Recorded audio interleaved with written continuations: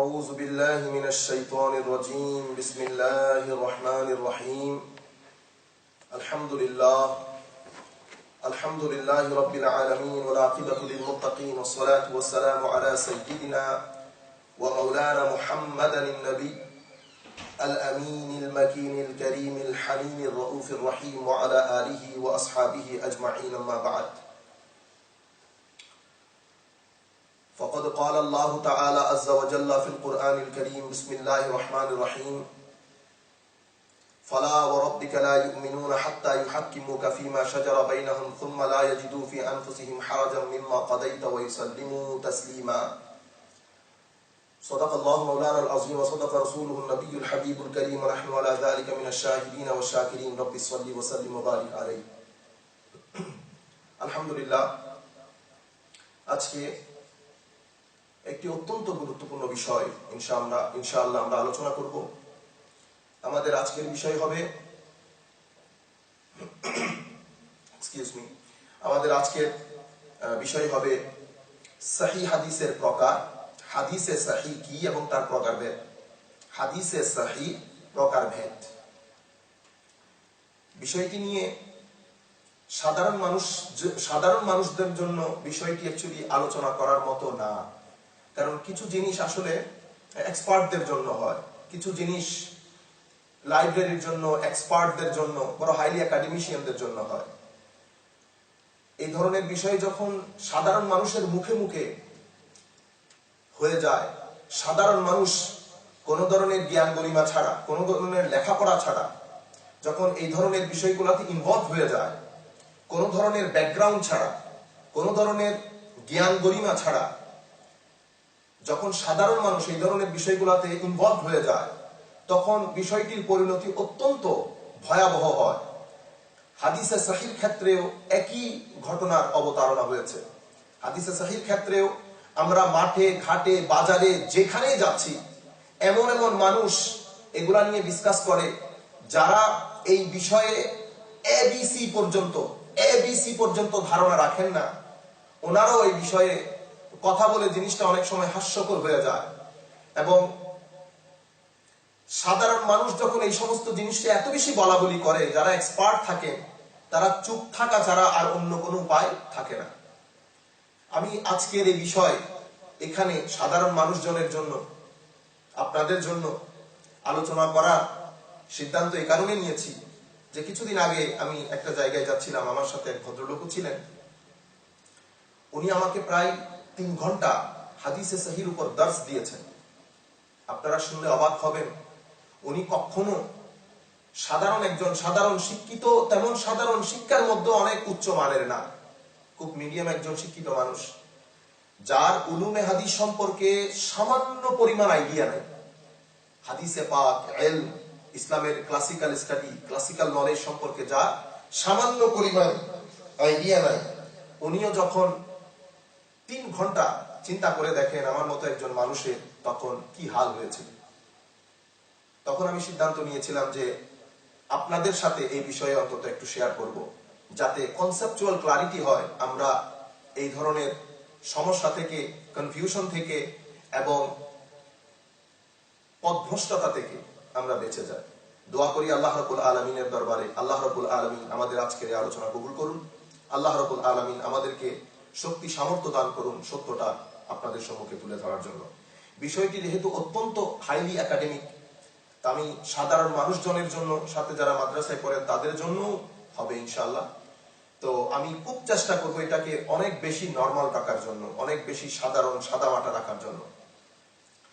সম্মানিত দর্শকবৃন্দ, যিনি যেখানে বসে আমার আজকের এই আলোচনা শুনছেন, মনে রাখবেন হাদিসে পাকের ক্ষেত্রে 2টি ফিতনা লক্ষ্য করা যায়। 2টি ফিতনা হাদিসে পাকের ক্ষেত্রে পাওয়া যায় হিস্টোরিক্যালি, এবং এই 2টি ফিতনা হাদিসে পাকের ক্ষেত্রে সাধারণ মানুষের মধ্যে একটা কনফিউশন, একটা টেনশন ক্রিয়েট করে। হাদিসে পাকের ক্ষেত্রে প্রথম ফিতনাটি হচ্ছে টোটাল হাদিসটাকে অস্বীকার করা। হাদিসে পাকের legal authority, legal validity, legal acceptability, হাদিসে পাকের গ্রহণযোগ্যতা, হাদিসে পাক বা সুন্নাত রাসূল সাল্লাল্লাহু আলাইহি ওয়াসাল্লাম ইসলামের সেকেন্ড সোর্স হিসেবে যে একটা লিগ্যাল ভ্যালিডিটি রাখে, এটাকে টোটালি রিজেক্ট করা, অস্বীকার করা, হাদিসকে টোটাল অস্বীকার করা, এটা হচ্ছে হাদিসে পাকের ক্ষেত্রে প্রথম ফিতনা। এই ফিতনা হুজুরে করিম সাল্লাল্লাহু আলাইহি ওয়াসাল্লাম এই ফিতনার দিকে ইঙ্গিত করে গেছেন। হুজুরে করিম সাল্লাল্লাহু আলাইহি ওয়াসাল্লাম এই ফিতনার দিকে ইঙ্গিত করে গেছেন। আপনারা সহিহ সুনানে আবু দাউদের মধ্যেও এই হাদিস নকল হয়েছে। হুজুর করিম সাল্লাল্লাহু আলাইহি ওয়াসাল্লাম অনেক আগেই বলে গেছেন, 1400 বছর আগে আল্লাহর নবী ইঙ্গিত করে গেছেন এই ফিতনার দিকে, যে কিছু মানুষ সমাজের মধ্যে, কিছু আলেম, বড় স্কলার, বড় মুফতি সমাজের মধ্যে আসবে, বড় সিংহাসনে, বড় চেয়ারের মধ্যে বসে ফতোয়া দিবে। যখন তাদেরকে জিজ্ঞেস করা হবে আমার সুন্নতের ব্যাপারে, যে সুন্নতে রাসূলের মধ্যে হাদিসে পাক থেকে এটা প্রমাণিত যে হুজুরে করিম সাল্লাল্লাহু আলাইহি ওয়াসাল্লাম এই জিনিসকে হালাল করেছেন, এই জিনিসকে হারাম করেছেন, এই কথা শোনার পরে তারা বড় সিংহাসনে চেয়ারে ট্যাগ লাগিয়ে বসবে, বড় মুফতি সেজে, বড় আলেম সেজে। তারা যখন এই কথা শুনবে, শোনার পরে তারা ফতোয়া দেবে, আমরা এই বিষয়ে আমরা ওয়াকিফাল না, আমরা তো ওইটাকে হালাল মনে করি যেটাকে কোরআন হালাল করেছে, আমরা তো ওইটাকে হারাম মনে করি যেটাকে কোরআন হারাম করেছে। অর্থাৎ আমরা শুধু কোরআনের হালাল এবং হারাম মানি, বাকি সুন্নতে রাসূল বা হাদিসে রাসূল সাল্লাল্লাহু আলাইহি ওয়াসাল্লাম থেকে যেটা প্রমাণিত সেটা আমরা মানি না। অর্থাৎ টোটাল হাদিসে পাকটাকে, লিগ্যাল ভ্যালিডিটি, লিগ্যাল অথেন্টিসিটি এবং লিগ্যাল অ্যাকসেপ্টেবিলিটিটাকে টোটালি রিজেক্ট করা, টোটালি না মানা, এই ফিতনার দিকে হুজুরে করিম সাল্লাল্লাহু আলাইহি ওয়াসাল্লাম অনেক আগেই ইঙ্গিত করে গেছেন, যেটা আবু দাউদ শরীফের হাদিসের মধ্যে এসেছে, তিরমিজি শরীফের হাদিসের মধ্যে এসেছে। আসেন আমরা আবু দাউদের মধ্যে জিনিসটা পড়ে নেই। আবু দাউদ শরীফের মধ্যে এই কিতাবুস সুন্নাহ, কিতাবুস সুন্নাহর মধ্যে বাবু শারঈস সুন্নাহ, এই অধ্যায়ের মধ্যে উনি হাদিস নকল করছেন। আন আব্দুর রহমান ইবনে আবি আউফ আনিল মিকদাম ইবনে মাদি কারব عن رسول الله صلى الله عليه وسلم أنه قال ألا إني أوتيت الكتاب ومثله معه ألا يوشك رجل شبعان على أريكته يقول عليكم بهذا القرآن فما وجدتم فيه من حلال فأحلوا وما وجدتم فيه من حرام فحرموا। হুজুর করিম সাল্লাল্লাহু আলাইহি ওয়াসাল্লাম অনেক আগে ইঙ্গিত করে গেছেন যে তোমরা দেখবা সমাজের মধ্যে আসবে, বড় সিংহাসনে বসবে, একদম ট্যাগ লাগিয়ে বসবে মুফতি মুহাদ্দিস। যখন তাদেরকে জিজ্ঞেস করা হবে, হুজুর করিম সাল্লাল্লাহু আলাইহি ওয়াসাল্লাম বলছেন, খবরদার, মনে রাখবা, ইন্নী উতীতুল কিতাবা ওয়া মিসলাহু মাআহু, যেভাবে আল্লাহ রাব্বুল আলামিন আমাকে কোরআনে পাক দিয়েছেন, সেভাবে আরেকটা ওহী সুন্নতের আকৃতিতে আল্লাহ রাব্বুল আলামিন আমাকে দিয়েছেন। মনে রাখবা, তোমাদের মধ্যে কিছু লোক আসবে, বড় ট্যাগ লাগিয়ে বসে একদম ফতোয়া দেবে, আলাইকুম বিহাদাল কুরআন ফামা ওয়াজাদতুম ফীহি মিন হালাল ফাআহিল্লু ওয়া মা ওয়াজাদতুম ফীহি মিন হারাম ফাহাররিমু। হুজুর করিম সাল্লাল্লাহু আলাইহি ওয়াসাল্লাম বলছেন যে তোমাদেরকে বলবে যে তোমাদের জন্য এই কোরআনই যথেষ্ট। কোরআনের মধ্যে যেটাকে হালাল করা হয়েছে সেটা হালাল, কোরআনের মধ্যে যেটাকে হারাম করা হয়েছে সেটা হারাম। আর হুজুর করিম সাল্লাল্লাহু আলাইহি ওয়াসাল্লাম বলছেন একই, তারপরে পরবর্তীতে হাদিসে প্রথম হাদিস নম্বর হচ্ছে 4604, এখন যে হাদিস বলবো সেটা 4605, কিতাবুস সুন্নাহ বাবু শারঈস সুন্নাহ, আবু দাউদ শরীফ। এই হাদিসের মধ্যে আন উবাইদুল্লাহ ইবনে আবি নুফাইলি قال حدثنا سفيان عن ابي النضر عن عبيد الله بن ابي رافع عن ابيه عن النبي صلى الله عليه وسلم قال لا ألفين احدكم متكئا على اريكته ياتيه الامر من امري مما امرت به او نهيت عنه فيقول لا ندري ما وجدنا في كتاب الله اتبعنا। উনি বলছেন তাদের কাছে যখন পৌঁছাবে যে আমি এই জিনিসটাকে হালাল করেছি, এই জিনিসটাকে হারাম করেছি, তারা বলবে যে ওখানে কি আছে না আছে সেটা আমাদের দেখার বিষয় না, আমরা তো ওইটাকে হালাল মানি যেটাকে কোরআন বলেছে, ওইটাকে হারাম মানি যেটাকে কোরআন হারাম করেছে। অথচ হুজুর করিম সাল্লাল্লাহু আলাইহি ওয়াসাল্লাম বলছেন সাবধান, মনে রাখিও যে আল্লাহ রাব্বুল আলামিন আমাকে যেভাবে কোরআন দিয়েছে অনুরূপভাবে আরো একটা ওহী সুন্নতের আকৃতিতে, হাদিসে পাকের আকৃতিতে দিয়েছে। তিরমিজি শরীফের হাদিসের মধ্যে হুজুর করিম সাল্লাল্লাহু আলাইহি ওয়াসাল্লাম বলছেন, তিরমিজি শরীফের হাদিস, এই হাদিসের নাম্বার হচ্ছে 2664। এখানে আল্লাহ রাসূল আরো ক্লিয়ারলি বলে দিচ্ছেন, মনে রাখবা ওয়া ইন্নামা হারামা রাসূলুল্লাহ সাল্লাল্লাহু আলাইহি ওয়াসাল্লাম কামা হারামাল্লাহ। মনে রাখবা যেভাবে রাসূল করিম সাল্লাল্লাহু আলাইহি ওয়াসাল্লাম হারাম করেন, যে জিনিস রাসূল করিম হারাম করা মানে আল্লাহ হারাম করা, রাসূল করিম সাল্লাল্লাহু আলাইহি ওয়াসাল্লাম হারাম করা মানে আল্লাহ হারাম করা। আল্লাহ যেভাবে কোন একটা জিনিসকে হালাল অনুরূপ ভাবে একটা জিনিসকে হালাল এবং হারাম করার অথরিটি আল্লাহ রাসূলের পাককেও দিয়েছেন। আল্লাহ যেমন কোন জিনিসকে হালাল এবং হারাম করেন, অনুরূপ ভাবে রাসূল করিম সাল্লাল্লাহু আলাইহি ওয়াসাল্লাম কোন জিনিসকে হালাল এবং হারাম করার অথরিটি খুদ আল্লাহ রাসূল করিম সাল্লাল্লাহু আলাইহি ওয়াসাল্লামকে দিয়েছেন। এটাই রাসূল করিম তিরমিজি শরীফের হাদিসের মধ্যে বলছেন, ওয়া ইন্নামা হারামা রাসূলুল্লাহ কামা হারামাল্লাহ। যেভাবে রাসূল করিম সাল্লাল্লাহু আলাইহি ওয়াসাল্লাম হারাম করেন, আল্লাহ রাসূলের হারামকৃত জিনিস যেভাবে আল্লাহ হারাম করেন, রাসূল পাক আল্লাহ যেভাবে হারাম করেন, কোন জিনিসকে হালাল এবং হারাম করেন, অনুরূপ ভাবে রাসূল করিম সাল্লাল্লাহু আলাইহি ওয়াসাল্লাম হালাল এবং হারাম করার অথরিটি রাখেন। তো বলতে চাচ্ছিলাম এই হচ্ছে প্রথম ফিতনা, যে ফিতনার দিকে খুদ রাসূল করিম সাল্লাল্লাহু আলাইহি ওয়াসাল্লাম ইঙ্গিত করে গেছেন, যে টোটাল হাদিসটাকে অস্বীকার করা, টোটাল হাদিসটাকে অস্বীকার করা। আর হাদিসে পাককে যখন অস্বীকার করা হবে, এটা কোনো সাধারণ মানুষজনের পক্ষ থেকে হবে না, আলেমের পক্ষ থেকে হবে। সেজন্য রাসূল করিম সাল্লাল্লাহু আলাইহি ওয়াসাল্লাম বলছেন, বড় সিংহাসনে বসবে, বড় সিংহাসনে বসবে, একদম ট্যাক লাগিয়ে বসবে সোফার মধ্যে। মানুষ যখন তাকে জিজ্ঞেস করবে হাদিসে পাকের অথেন্টিসিটি, এবিলিটি, অ্যাকসেপ্টেবিলিটি, লিগ্যাল ভ্যালিডিটির ব্যাপারে, সে টোটালি সেটাকে রিজেক্ট করবে। সে বলবে কোরআনই যথেষ্ট, যেটাকে কোরআন হালাল বলে হালাল, যেটাকে কোরআন হারাম বলে হারাম। এই হচ্ছে হাদিসে পাকের ক্ষেত্রে প্রথম ফিতনা, টোটাল হাদিসটাকে অস্বীকার করা, টোটাল সুন্নাহকে অস্বীকার করা। এই ফিতনাটা একাডেমিক পর্যায়ে আলহামদুলিল্লাহ হাইলি একাডেমিশিয়ান আইম্মা মুহাদ্দিসিনদের হামলা, আইম্মা মুহাদ্দিসিনদের সামনে এই ফিতনাটা দীর্ঘদিন জীবিত থাকতে পারে নাই। ওইটা একাডেমিক পর্যায়ে ওটার কবর রচিত হয়ে গেছে। আর সাধারণ মানুষজনের কাছে এটার গ্রহণযোগ্যতা পাই নাই। কেন? কারণ সাধারণ মানুষজনের সাথে হুজুর করিম সাল্লাল্লাহু আলাইহি ওয়াসাল্লামের সাথে যে রূহানি কানেকশন, মুহাব্বত, হব, ভালোবাসা, প্রেম, ইশকের যে কানেকশন সাধারণ মানুষজনের সাথে রাসূল করিম সাল্লাল্লাহু আলাইহি ওয়াসাল্লামের, সেই কারণে সাধারণ মানুষজনের কাছে এই ফিতনাটা তেমন গ্রহণযোগ্যতা পায় নাই। রাসূলের পাকের সাথে রূহানি কানেকশন, মুহাব্বতের কানেকশন সাধারণ মানুষকে, টোটালি সাধারণ মানুষের জন্য এটা অসম্ভব হয়ে দাঁড়িয়েছে যে আমার রাসূলের হাদিস, কিন্তু সেটার কোনো লিগ্যাল ভ্যালিডিটি থাকবে না, এটা কোনো হতে পারে না। সাধারণ মানুষ ইশক, মুহাব্বত, ভালোবাসার তাগিদে এটাকে গ্রহণ করেন নাই। আর একাডেমিশিয়ানরা ইলম এবং হিকমত গবেষণার মাধ্যমে, দলিলের মাধ্যমে, দলিল প্রমাণাতির মাধ্যমে এই ফিতনাটাকে একাডেমিক পর্যায়ে কবর রচনা করে দিয়েছে। প্রথম ফিতনা। দ্বিতীয় ফিতনা হাদিসে পাকের ক্ষেত্রে বর্তমানে যেটা আমরা ফেস করছি, গত 10 বছর ধরে যে ফিতনা অনেক বেশি আকারে পৃথিবীর প্রত্যন্ত অঞ্চলে ছড়িয়ে পড়ছে, সেই ফিতনা হচ্ছে হাদিসকে অস্বীকার করা না, তবে বেশিরভাগ সহিহ হাদিসকে অস্বীকার করা। এই বলে যে আমরা শুধু বুখারী, মুসলিম শরীফকেই মানি, শুধু বুখারী শরীফই যথেষ্ট, বা শুধু বুখারী এবং মুসলিম শরীফই যথেষ্ট, এই কথা বলে রাসূল পাক সাল্লাল্লাহু আলাইহি ওয়াসাল্লামের বেশিরভাগ সহিহ হাদিসকে অস্বীকার করা।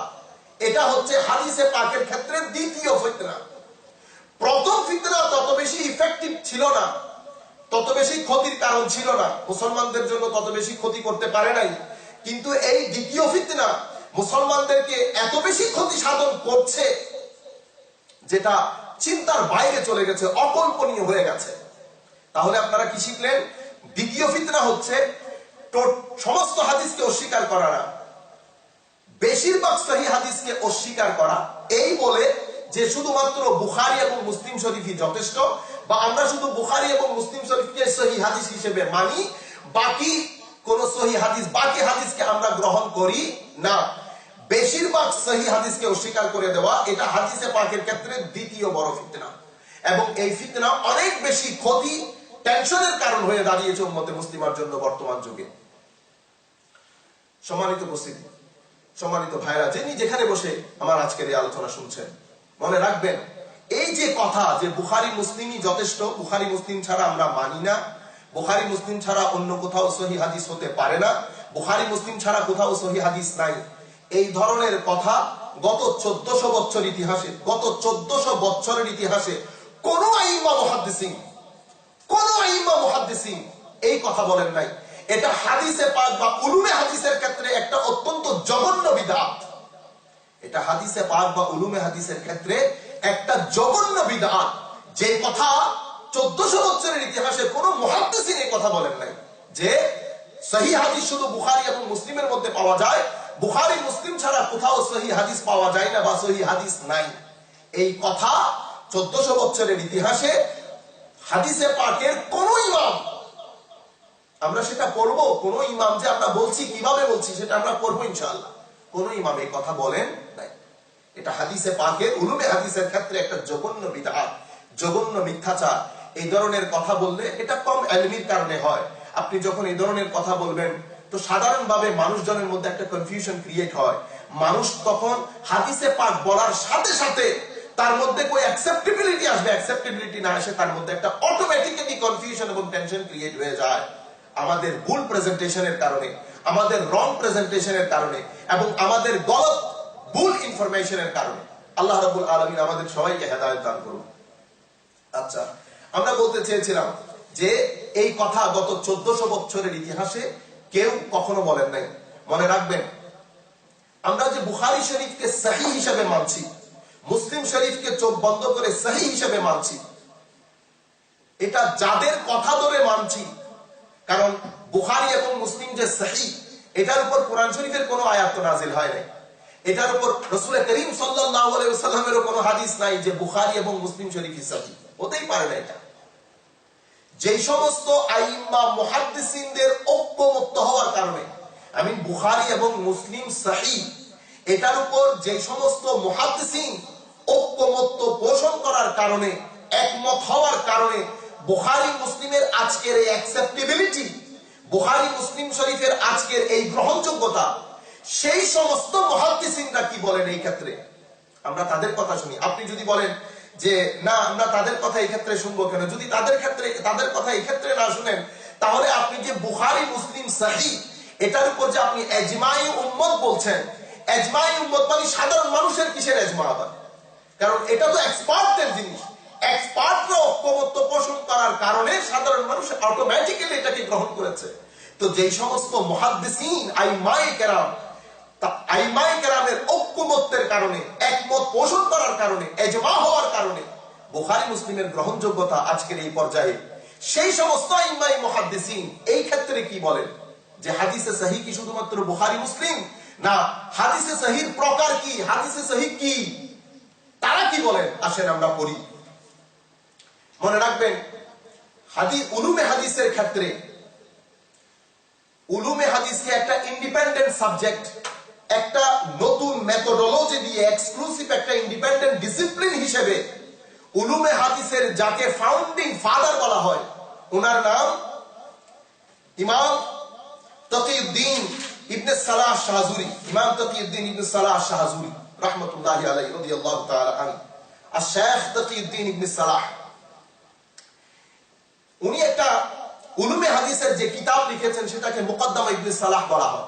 মুকদ্দমা ইবনে সালাহ ফি ইলমিল হাদিস, ইন্ট্রোডাকশন টু দি ইলমে হাদিস, ইন্ট্রোডাকশন টু দি ইলমে হাদিস।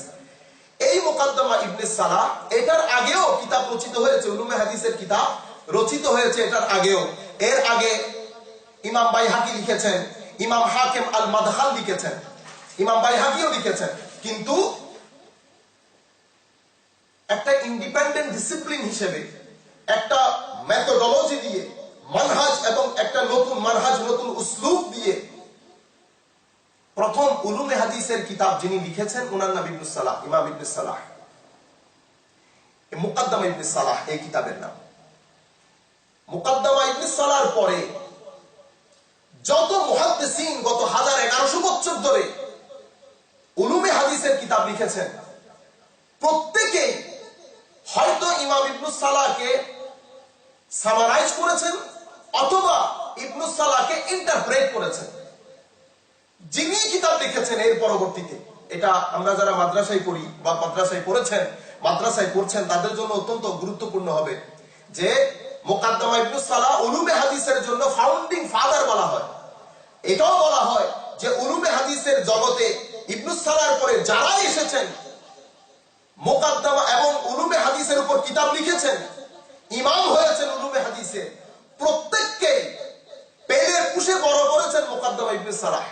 মুকদ্দমা ইবনে সালাহ প্রত্যেককে পেলে পুষে বড় করেছেন মুকাদ্দমা ইবনে সালাহ। এই কারণে পরবর্তীতে যত আইম্মায়ে কেরাম কিতাব লিখেছেন হয়তো সামারাইজ করেছেন মুকাদ্দমা ইবনে সালাহকে অথবা ইন্টারপ্রেট করেছেন।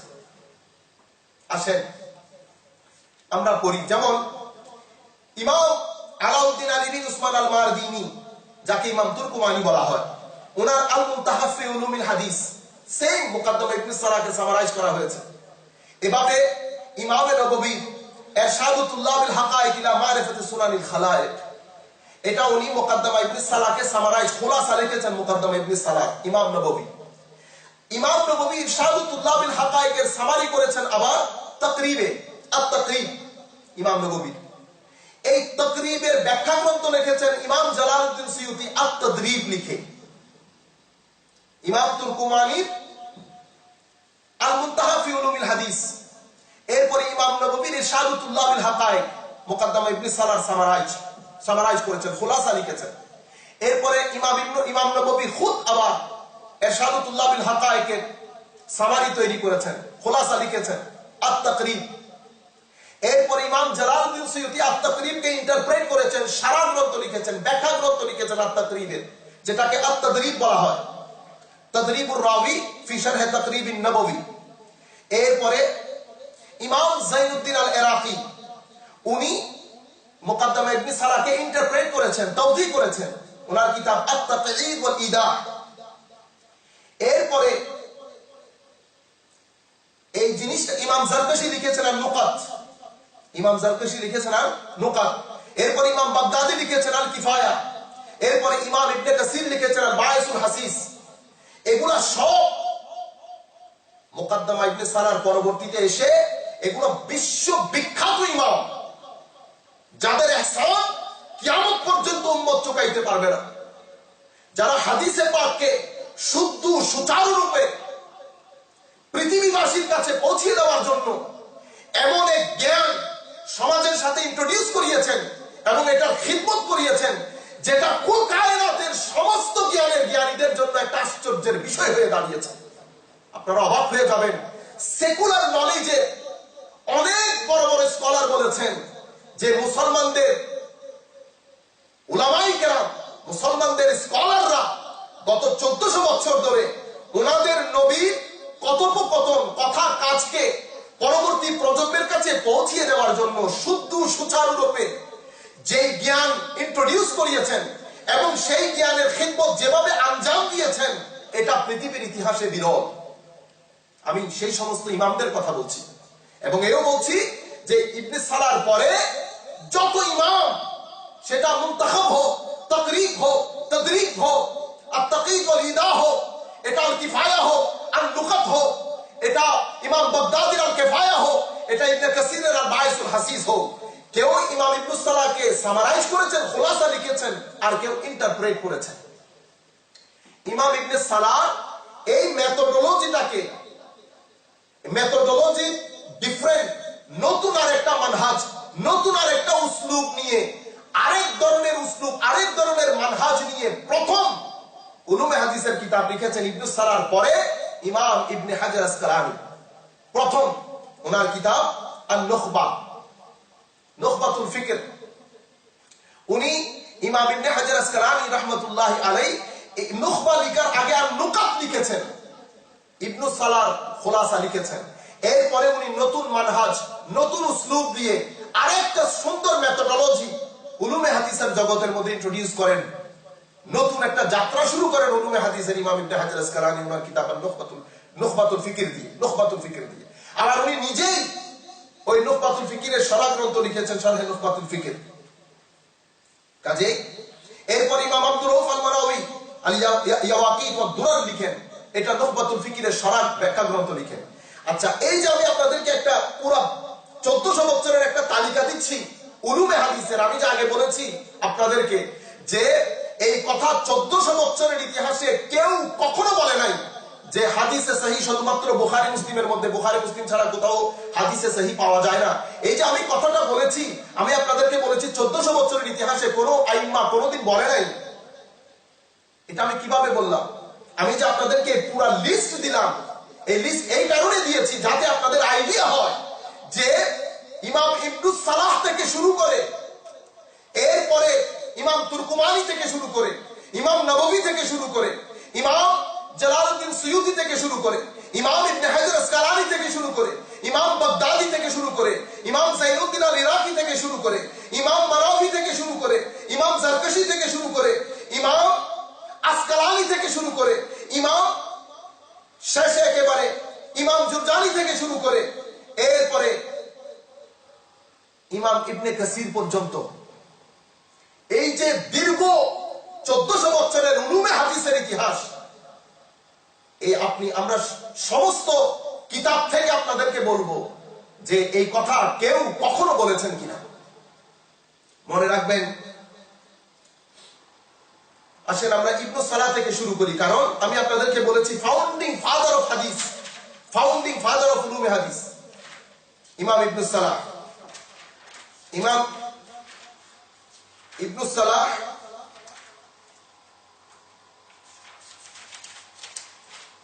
দেখেন প্রথম কথা ওনারা কি বলছেন, আন্নাল হাদিস ইনদা আহলিহি ইয়ানকাসিমু ইলা সাহিহিন ওয়া হাসানিন ওয়া দাঈফ। হাদিস, এই যে হাদিস তিন প্রকারে বিভক্ত। কয় প্রকার? হাদিসের তিনটা প্রকার। একটা হাদিসে সহিহ, হাদিসে হাসান, হাদিসে দাঈফ। সহিহ, হাসান, দাঈফ। ইমাম ইবনে সালাহ বলছেন মুহাদ্দিসিনে কেরামের দৃষ্টিতে হাদিস তিন ভাগে বিভক্ত। এই কথা আপনি হাদিসে উলুমে হাদিসের যে কোনো কিতাব নিবেন, সেটা তাজরিব হোক, তাদরিব হোক, যে কোনো কিতাব, আত-তাকীদ ওয়াল ইদা হোক, ইমাম জারকাশির নুকাত হোক, এটা ইবনে হাজার আসকালানির নুখবা হোক, ইবনে হাজার আসকালানির নুকাত হোক, যেই কিতাব আপনি উলুমে হাদিসের গত 1400 বছরের উঠাবেন আপনি এটাই পাবেন। হাদিস তিন ভাগে বিভক্ত, সহিহ, হাসান এবং দাঈফ। মনে রাখবেন যে তাহলে বোঝা যাচ্ছে দাঈফকে ওনারা হাদিসের প্রকারভেদের মধ্যে অন্তর্ভুক্ত করেছেন। আফসোস, আমরা এখন দাঈফ শুনলে আমাদের নাক সিটকায়, এমন ভাবখানা করি যে মনে হয় হাদিসের দাঈফ অত্যন্ত অগ্রহণযোগ্য, ডিসগাস্টিং একটা ম্যাটার, ডিসগাস্টিং একটা ব্যাপার। কাজেই আমি স্পেশালি যে সমস্ত উলামায়ে কেরাম বসে কথা বলেন, আমি বড় আদবের সাথে বলবো আপনারা জিনিসগুলো সুন্দর সুচারু রূপে যেভাবে আইম্মা মুহাদ্দিসিন আমাদের পর্যন্ত পৌঁছিয়েছে, আমাদের উচিত আমরা যখন সাধারণ মানুষজনের সাথে কথা বলি আমরা সাথে সেইভাবে ইনফরমেশন গুলা দেই, যাতে মানুষের মধ্যে কোনো রং ইনফরমেশন না যায়। এখন তো হাদিসের দাঈফের ক্ষেত্রে আমরা এত ভাব করি, একটা ডিসগাস্টিং ম্যাটার হয়ে দাঁড়িয়েছে। আমি আপনাদেরকে অনুরোধ করব, আপনারা উম্মতে মুসলিমার এই ফিতনার যুগে আর ফিতনার মধ্যে ফু দেওয়ার, ফিতনার এই আগুনে আর ফু না দিয়ে আসেন আমরা সবাই মিলে সুচারু সুন্দর রূপে জিনিসটাকে প্রেজেন্ট করি। আপনারা দেখেন কুল কায়নাতের মুহাদ্দিসিন 1400 বছরের ইতিহাসে সবাই বলছে হাদিস তিন ভাগে বিভক্ত, সহিহ, হাসান এবং দাঈফ। দাঈফটাকে হাদিসের প্রকারভেদের অন্তর্ভুক্ত করেছে। কাজেই এটা ডিসগাস্টিং ম্যাটার না। এখানে একটা, যদিও আমাদের আজকের বিষয়ের সাথে রিলেটেড না, তবু আমি খুব সংক্ষিপ্ত আকারে আপনাদেরকে বলে দেই। হাদিসে দাঈফ, মনে রাখবেন হাদিসে দাঈফ এটা কোন সনদের মধ্যে, হাদিসের বর্ণনা সূত্রের মধ্যে, হাদিসের মধ্যে দুইটা পার্ট থাকে, একটা বর্ণনা সূত্র আর একটা মতন। বর্ণনা সূত্রকে সনদ বলে, মতনটাকে টেক্সট বলে, যেটা ক্বালা রাসূলুল্লাহ সাল্লাল্লাহু আলাইহি ওয়াসাল্লাম, রাসূল করিম সাল্লাল্লাহু আলাইহি ওয়াসাল্লাম বলেছেন। অর্থাৎ আল্লাহর নবীর অমীয় বাণীটুকুকে আমরা মতন বা টেক্সট বলি, আর বর্ণনা সূত্রকে আমরা সনদ বলি। মুহাদ্দিসিনে কেরাম যখন হাদিসের উপর হুকুম দেন যে এটা দাঈফ, তো এটা হাদিসের ওই মতন বা আল্লাহর রাসূল যে কথা বলেছেন সেটার উপর হয় না, হুকুম সব সময় সনদ বা বর্ণনা সূত্রের উপর হয়। এই বর্ণনা সূত্রের মধ্যে কোনো না কোনো একটা সমস্যা থাকলে, একটা বর্ণনা সূত্র শুদ্ধ হওয়ার জন্য মুহাদ্দিসিনে কেরামের পক্ষ থেকে কিছু শর্ত আরোপ করা হয়েছে।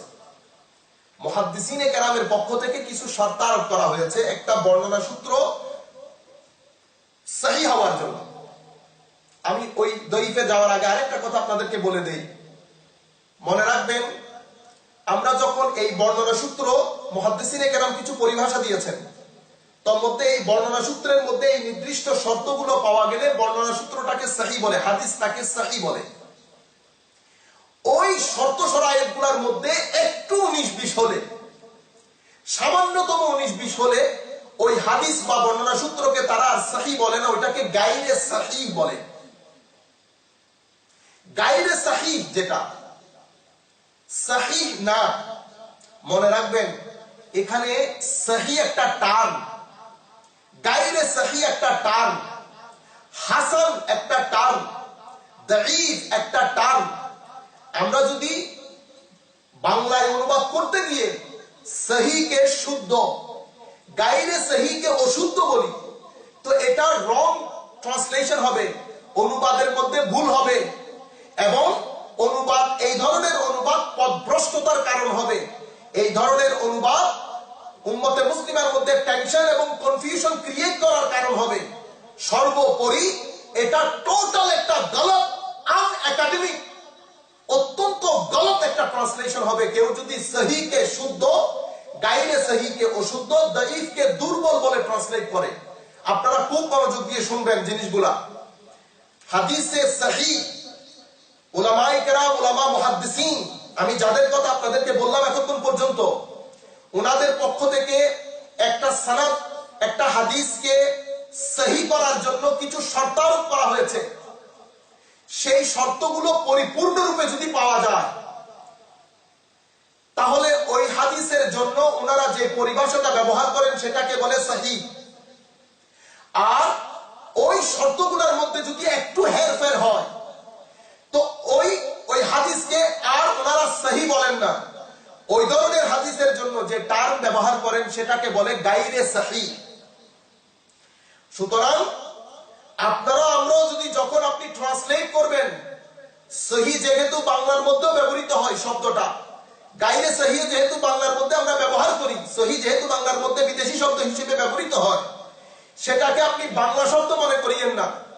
সহিহ একটা পরিভাষা, সহিহ যদি একটা শাব্দিক অর্থ আছে, সেই শাব্দিক অর্থ আপনি এখানে যদি ব্যবহার করেন, তাহলে সহিহ পরিভাষাগত যে ডেফিনিশন সেটা সুচারুরূপে প্রতিফলিত হবে না।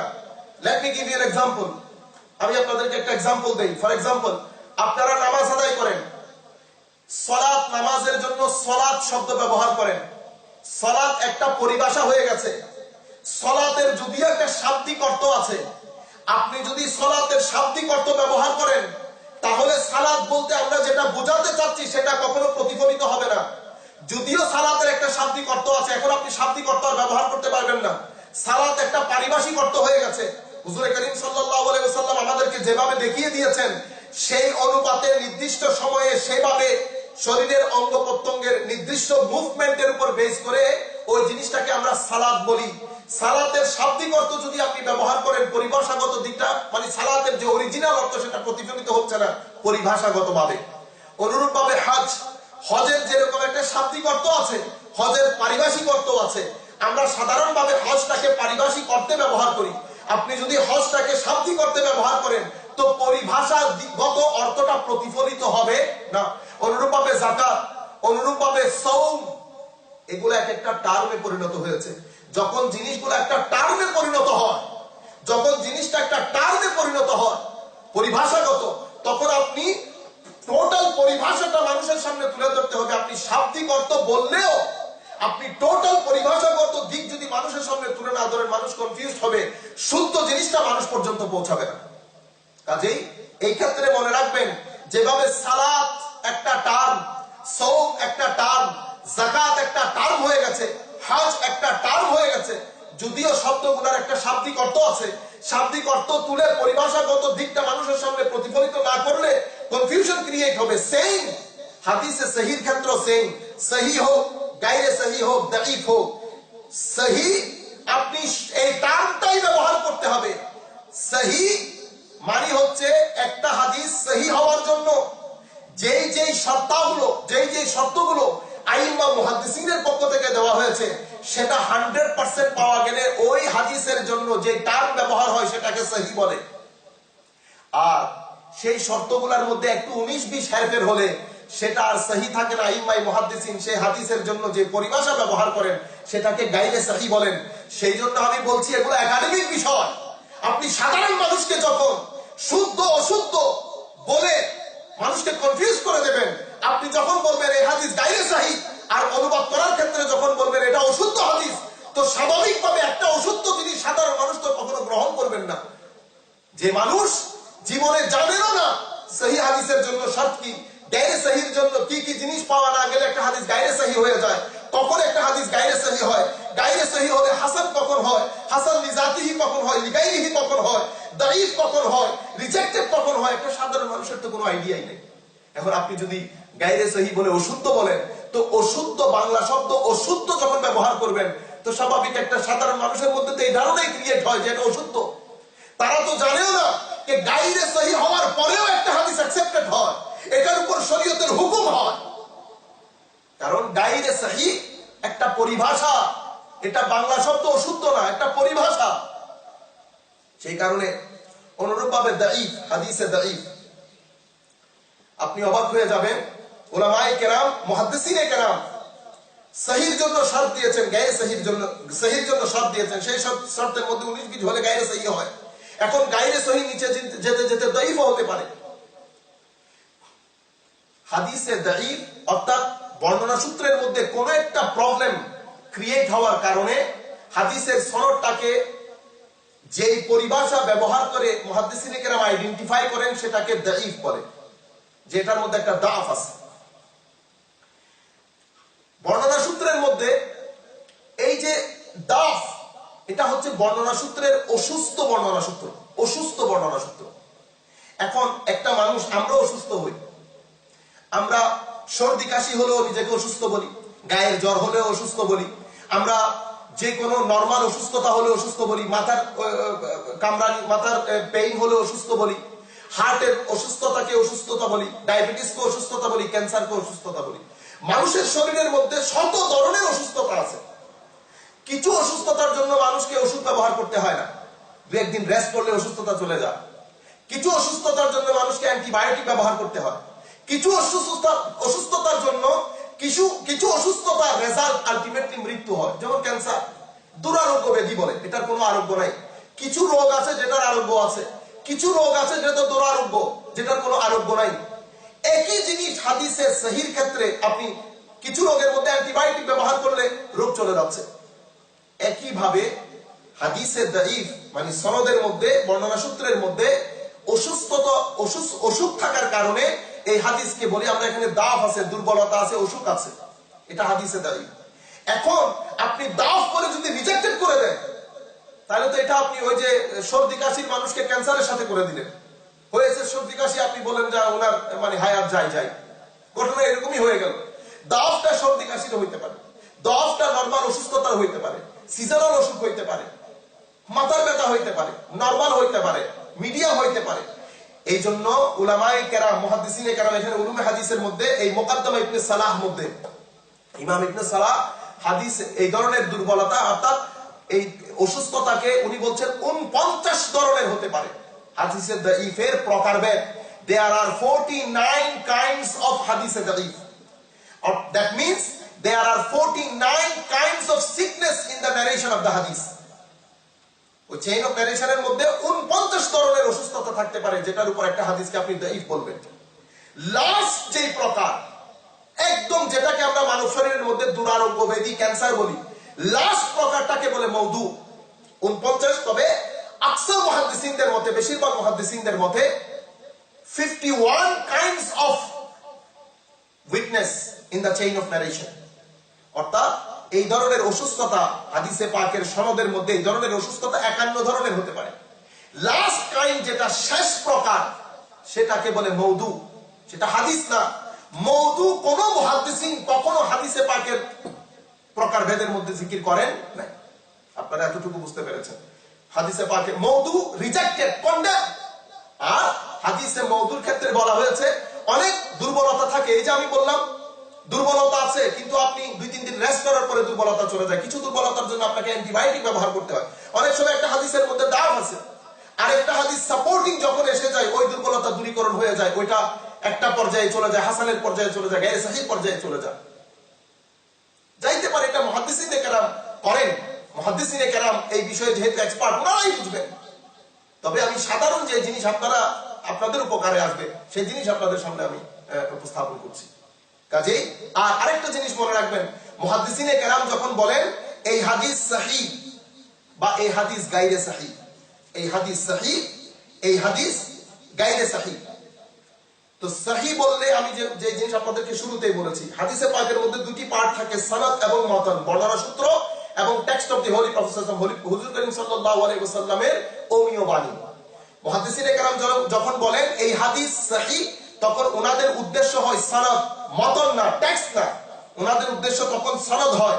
গায়রে সহিহ হলেও সনদ হয়। এইজন্য বলছেন অনেক সময় একটা সনদ গায়রে সহিহ হতে পারে। সনদ গায়রে সহিহ হওয়া মানে হুজুর করিম সাল্লাল্লাহু আলাইহি ওয়াসাল্লামের ওই যে অমীয় বাণী, ওইটা গায়রে সহিহ নাও হতে পারে। মানে ওইটা সনদ, বর্ণনা সূত্র গায়রে সহিহ হওয়া মানে আল্লাহ রাসূলের অমীয় বাণীটুকু মিথ্যা, এটা না। সেই জন্য ইমাম জালালউদ্দিন সুয়ুতী তাদরিবুর রাবির মধ্যে বলছেন, ইযা কিলা গায়রু সহিহিন ফামানাহু লাম ইয়াসিহ ইসনাদুহু আলা শারতিল মাযকুর লা আন্নাহু কাযিব আলা নাফসিল আমর। এই যে ইমাম সুয়ুতী তাদরিবুর রাবির মধ্যে, যেটা উনি ইমাম নববীর তাকরিবকে শরহ করেছেন, এই যে কথা ইমাম জালালউদ্দিন সুয়ুতী বলছেন, এটা 1400 বছরের ইতিহাসে যত আইম্মা মুহাদ্দিসিন উলুমে হাদিসের কিতাব লিখেছেন সবাই একই কথা বলেছেন। কি কথা? যে মুহাদ্দিসিনে কেরাম যখন ওয়া ইযা কিলা গায়রু সহিহ, যখন মুহাদ্দিসিনে কেরাম কোন বর্ণনা সূত্রের উপর এই হুকুম দেন যে এই হাদিস গায়রে সহিহ, এটার মানে এই না, এটার মানে হচ্ছে যে মুহাদ্দিসিনে কেরাম একটা হাদিসকে সহিহ বলার জন্য যে শর্তগুলো আরোপ করেছেন, সেই শর্তের মধ্যে একটু 19-20 হয়ে গেছে, পরিপূর্ণরূপে সেই শর্তগুলো পাওয়া যায় নাই। সেই কারণে ওনারা এই হাদিসকে গায়রে সহিহ বলছে। গায়রে সহিহ বলার অর্থ এই না যে লা আন্নাহু কাযিব আলা নাফসিল আমর। গায়রে সহিহ বলার অর্থ এই না যে হুজুর করিম সাল্লাল্লাহু আলাইহি ওয়াসাল্লামের হাদিসটুকু মিথ্যা না। ওনারা তো সহিহ হওয়ার জন্য যে পরিপূর্ণ শর্ত দিয়েছেন, memorisation skill of the narrator, preservation skill of the narrator, 100% memorisation skill 100% হইতে হবে, আদালত থাকতে হবে, প্রিজার্ভেশন থাকতে হবে, হাদিসের মধ্যে শাজ এবং ইল্লাত থাকতে পারবে না। এই যে পরিপূর্ণ যে শর্ত আরোপ করেছেন, এই শর্তের কোন একটা হেরফের হলে ওই হাদিসের জন্য ওনারা গায়রে সহিহ ব্যবহার করেন। তো গায়রে সহিহ হওয়া মানে হাদিস মিথ্যা হওয়া না। অনেক সময় গায়রে সহিহ হলেও সনদ, যেহেতু হুকুম সনদের উপর হয়, অনেক সময় হুজুর করিম সাল্লাল্লাহু আলাইহি ওয়াসাল্লামের ওই বাণীটুকু সত্য সহিহ হয়, কিন্তু সনদের গায়রে সহিহ হওয়ার কারণে পুরো হাদিসটার উপর হুকুম গায়রে সহিহ হয়। কাজেই আসেন আমরা এখন, এতক্ষণ পর্যন্ত আমরা পড়লাম যে, আরেকটা এখানে একটা জিনিস বলে রাখি যে আসেন আমরা এখন হাদিসে পাকে সহিহ হাদিসের প্রকারভেদের মধ্যে চলে আসি, যে সহিহ হাদিস কয় প্রকার। কারণ আমাদের মধ্যে এখন অনেক বেশি ফিতনা ফাসাদের সৃষ্টি হয়ে গেছে এই বিষয়গুলো নিয়ে, যে সহিহ হাদিসের যে প্রকার এখন আমি আপনাদের সম্মুখে তুলে ধরবো। এই সহিহ হাদিসের প্রকার তুলে ধরার আগে আরেকটা জিনিস আপনাদেরকে বলে দিই। এই জিনিসটা আপনারা আজকে মুখস্থ করে ফেলেন, হ্যাশ করে ফেলেন, যে সহিহ হাদিসের ক্ষেত্রে আপনারা এই জিনিসটা একদম হ্যাশ করে ফেলেন। মনে রাখবেন, বুখারী এবং মুসলিম শরীফের মধ্যে যা কিছু এসেছে, বুখারী এবং মুসলিম শরীফে সমস্ত হাদিস সহিহ, সমস্ত হাদিস সহিহ বুখারী মুসলিম শরীফে, কিন্তু সমস্ত সহিহ হাদিস বুখারী মুসলিম শরীফের মধ্যে নাই।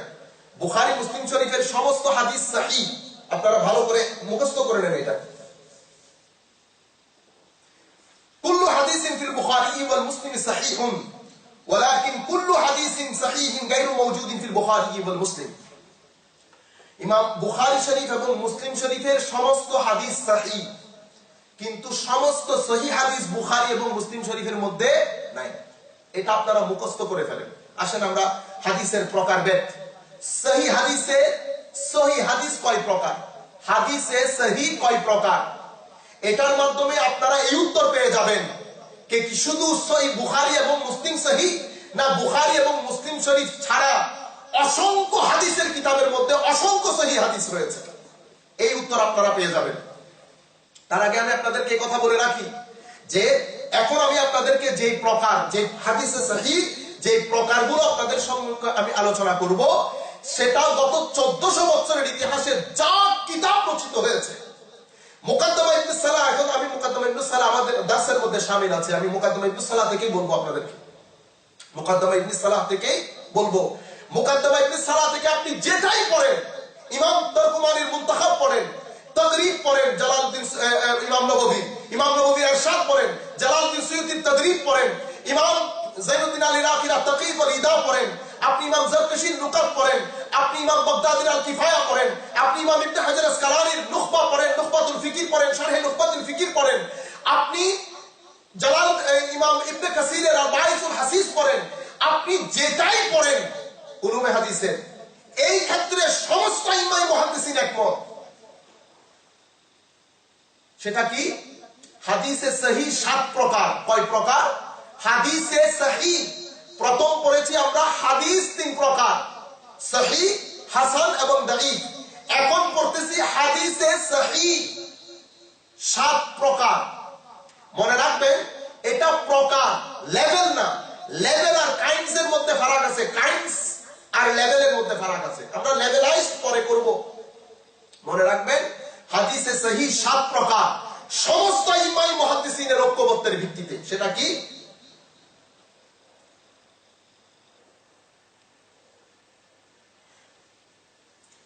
ইমাম আমি ইবনে সালাহ প্রকার ব্যাগগুলো বলছি। ফাআউয়ালুহা সহিহুন আখরাজাহুল বুখারী ওয়া মুসলিম জামিআন। হাদিসে সহিহর প্রথম প্রকার হচ্ছে যে হাদিস ইমাম বুখারী এবং ইমাম মুসলিম স্বীয় কিতাবের মধ্যে, নিজের কিতাবের মধ্যে উল্লেখ করেছেন। হাদিসে সহিহর প্রথম প্রকার। দ্বিতীয় প্রকার সহিহুন ইনফারাদা বিহিল বুখারী আই আন মুসলিম। হাদিসে সহিহর দ্বিতীয় প্রকার ওই হাদিস যেটা ইমাম বুখারী নিজের কিতাবের মধ্যে উল্লেখ করেছেন কিন্তু ইমাম মুসলিম উল্লেখ করেন নাই। দ্বিতীয় প্রকার। আস-সালিস তৃতীয় প্রকার হচ্ছে সহিহুন ইনফারাদা বিহি মুসলিম আই আনিল বুখারী। তৃতীয় প্রকার হচ্ছে ওই হাদিস যেটা ইমাম মুসলিম রাদিয়াল্লাহু তাআলা আনহু নিজের কিতাব মুসলিম শরীফের মধ্যে উল্লেখ করেছেন কিন্তু ইমাম বুখারী উল্লেখ করেন নাই। আর রাবি চতুর্থ প্রকার সহিহুন আলা শারতিহিমা ওয়া লাম ইউখাররিজা। এমন হাদিস, হাদিসে সহিহ চতুর্থ প্রকার ওই সহিহ হাদিস যেটা ইমাম বুখারী এবং মুসলিমের দেওয়া শর্ত অনুযায়ী সহিহ। হাদিসে সহিহ চতুর্থ প্রকার ওই হাদিসে সহিহ যেটা ইমাম বুখারী এবং মুসলিমের দেওয়া শর্ত অনুযায়ী সহিহ কিন্তু ইমাম বুখারী এবং মুসলিম ওই হাদিস নিজের কিতাবে উল্লেখ করেন নাই।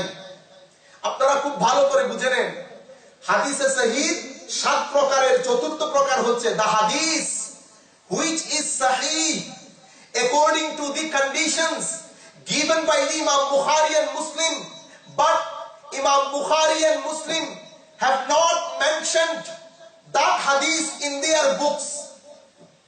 হাদিসে সহিহ চতুর্থ প্রকার হচ্ছে ওই সহিহ হাদিস যেটা ইমাম বুখারী এবং মুসলিমের দেয়া শর্ত অনুযায়ী, কন্ডিশন অনুযায়ী সহিহ, লেকিন ইমাম বুখারী এবং মুসলিম স্বীয় নিজের কিতাবের মধ্যে ওই হাদিস উল্লেখ করেন নাই। পঞ্চম আল খামিস সহিহুন আলা শারতিল বুখারী। সহিহ yani ওই সহিহ হাদিস যেটা ইমাম বুখারীর দেওয়া শর্ত অনুযায়ী সহিহ কিন্তু ইমাম বুখারী নিজের কিতাবের মধ্যে উল্লেখ এই হাদিসের তাখরিজ করেন নাই, ওয়ালাম ইউখাররিজহু। লেকিন ইমাম বুখারী নিজের কিতাবের মধ্যে হাদিসটা উল্লেখ করেন নাই, তবে হাদিসটা সহিহ ইমাম বুখারীর নিজের দেওয়া শর্ত অনুযায়ী। এটা হচ্ছে পঞ্চম প্রকার। ষষ্ঠ প্রকার হচ্ছে সহিহুন আলা শারতে মুসলিম ওয়ালাম ইউখাররিজহু। ইমাম মুসলিমের দেওয়া হাদিস ওই হাদিসে সহিহ যেটা ইমাম মুসলিমের দেওয়া শর্ত অনুযায়ী সহিহ লেকিন ইমাম মুসলিম নিজের কিতাবের মধ্যে, মুসলিম শরীফের মধ্যে ওই হাদিস মেনশন করেন নাই, ওই হাদিসের তাখরিজ করেন নাই, ওই হাদিস উল্লেখ করেন নাই। সপ্তম প্রকার, দিস ইজ ভেরি ইম্পর্টেন্ট, সেটা কি সহিহুন ইনদা গায়রিহিমা ওয়া লাইসা আলা শারতিন ওয়াহিদিন মিনহুমা ওয়ালাইসা আলা শারতিন ওয়াহিদিন মিনহুমা। হাদিসে ওই হাদিসে সহিহ যেটা অন্যান্য আইম্মা মুহাদ্দিসিনদের দেওয়া শর্ত অনুযায়ী সহিহ, যেটা ইমাম বুখারী এবং মুসলিম ছাড়া অন্যান্য মুহাদ্দিসিনদের দেওয়া শর্ত অনুযায়ী সহিহ, সেটাও সহিহ হাদিস। আর আবার আমি আপনাদেরকে রিপিটেডলি বলছি, হাদিসে সহিহ 7 প্রকার। এই যে হাদিসে সহিহ 7 প্রকার, এটার উপর কুল কায়নাতের সমস্ত মুহাদ্দিসিন ঐকমত্য পোষণ করেছেন। যাদের কথার উপর বেস করে আমরা বুখারী শরীফ এবং মুসলিম শরীফকে মাথার উপর নেই, সহিহ হিসাবে মানি, যাদের কথার উপর বেস করে তারা সবাই এই ব্যাপারে ঐকমত যে হাদিসে সহিহ 7 প্রকার। প্রথম প্রকার হচ্ছে যেটা ইমাম বুখারী এবং মুসলিম স্বীয় কিতাবের মধ্যে উল্লেখ করেছেন। দ্বিতীয় প্রকারের সহিহ হাদিস হচ্ছে যেটা ইমাম বুখারী উল্লেখ করেছেন কিন্তু ইমাম মুসলিম উল্লেখ করেন নাই। তৃতীয় প্রকারের সহিহ হাদিস হচ্ছে যেটা ইমাম মুসলিম উল্লেখ করেছেন নিজের সহিহর মধ্যে, ইমাম বুখারী উল্লেখ করেন নাই। চতুর্থ প্রকারের সহিহ হচ্ছে ইমাম বুখারী এবং মুসলিমের দেওয়া শর্ত অনুযায়ী সহিহ, লেকিন ইমাম বুখারী এবং মুসলিম ওই হাদিস নিজের কিতাবে উল্লেখ করেন নাই, তাখরিজ করেন নাই। পঞ্চম প্রকার হচ্ছে ইমাম বুখারীর দেওয়া শর্ত অনুযায়ী সহিহ, কিন্তু ইমাম বুখারী নিজের কিতাবের মধ্যে তাখরিজ করেন নাই। ষষ্ঠ প্রকার হচ্ছে ইমাম মুসলিমের দেওয়া শর্ত অনুযায়ী সহিহ, লেকিন ইমাম মুসলিম নিজের কিতাবের মধ্যে ওই হাদিস উল্লেখ করেন নাই। সপ্তম প্রকার হচ্ছে ইমাম বুখারী এবং মুসলিম ব্যতিরেকে ছাড়া অন্যান্য মুহাদ্দিসিনদের দেওয়া শর্ত অনুযায়ী কোন হাদিস সহিহ হলে সেটাও সহিহ। এটা হচ্ছে হাদিসে সহিহ 7 প্রকার। এটা হচ্ছে হাদিসে সহিহ 7 প্রকার। হ্যাঁ, এখানে যদি আপনি লেভেলাইজ করেন, যদি এটাকে দরজাবন্দি করেন, লেভেল দেন, তো প্রথম প্রকার প্রথম লেভেলে আসবে, দ্বিতীয় প্রকার দ্বিতীয় লেভেলে আসবে, তৃতীয় প্রকার তৃতীয় লেভেলে আসবে। কিন্তু মনে রাখবেন, এই হচ্ছে হাদিসে সহিহ প্রকারভেদ। হাদিসে সহিহ প্রকারভেদ। এই কারণে শুধু তাই না,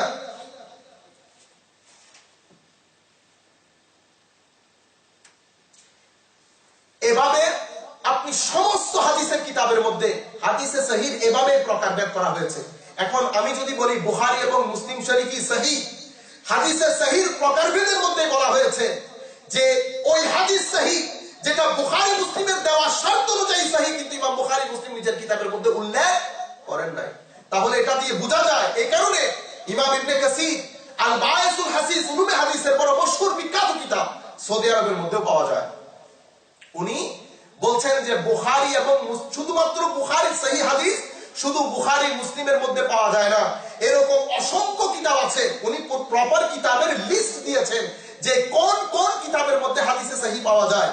উনি মুসনাদ আহমদ ইবনে হাম্বল উল্লেখ করেছেন, সহিহ ইবনে হিব্বান উল্লেখ করেছেন, সহিহ ইবনে খুজাইমা উল্লেখ করেছেন, মুসনাদ আবিল হাকিম উল্লেখ করেছেন, মুআজামুল কবির, মুআজামুস সগীর, মুসনাদ আবি আলা, মুসনাদ বাজ্জার, এরকম অসংখ্য কিতাবের উনি একটা লিস্ট দিয়েছেন যে কোন কোন কিতাবের মধ্যে হাদিসে সহিহ পাওয়া যায়। উনি বলছেন মানে এটা ইম্পর্টেন্ট না যে সমস্ত সহিহ হাদিস বুখারী এবং মুসলিম শরীফের মধ্যে আছে। বুখারী এবং মুসলিম শরীফের সমস্ত হাদিস সহিহ, লেকিন সমস্ত সহিহ হাদিস বুখারী মুসলিমের মধ্যে নাই। এটা ইম্পসিবল একটা জিনিস, এটা একটা ইম্পসিবল জিনিস, অসম্ভব জিনিস। সেই জন্য কুল কায়নাতের মুহাদ্দিসিন, আমি যে বললাম বায়সুল হাসিসের মধ্যে ইমাম ইবনে কাসির বাকায়দা লিস্ট দিয়েছেন যে কোন কোন কিতাবের মধ্যে হাদিসে সহিহ পাওয়া যায়। হাদিসে সহিহ শুধু বুখারী এবং মুসলিমের মধ্যে নয়, বাকায়দা উনি লিস্ট দিয়েছেন। আসেন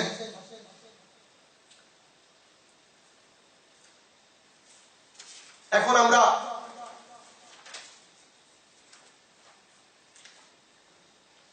আমরা যে কথাটা বলি যে শুধুমাত্র বুখারী শরীফই মানি, বস বুখারী শরীফের মধ্যে আছে, বস এতটুকুই যথেষ্ট, বুখারী শরীফের মধ্যে আছে। বুখারী শরীফ ছাড়া আমরা কোনো কিছু মানতেই রাজি না। এটা একটা আনএকাডেমিক জিনিস। এটা হচ্ছে ব্রেইনের অসুস্থতা, ব্রেইনের দুর্বলতা, ব্রেইনের পথভ্রষ্টতা। আমি তো বলবো এটা একাডেমিক মিসগাইডেন্স, এটা একাডেমিক মিসগাইডেন্স। আল্লাহ রাব্বুল আলামিন আমাদেরকে রক্ষা করুন। এটা কুল কায়নাতের আইম্মা মুহাদ্দিসিন কেউ কখনো একটা কথা বলেনি নাই। আসেন আমরা খুদ ইমাম বুখারী এই ব্যাপারে কি বলছেন, ইমাম বুখারী এবং ইমাম মুসলিম কি বলছেন, তাদেরকে আমরা পড়ি। খুব সংক্ষিপ্ত আকারে আমরা এটা শেষ করে দেবো ইনশাআল্লাহ। খুদ ইমাম বুখারী এবং মুসলিম কি বলছেন। ইমাম বুখারী বলছেন,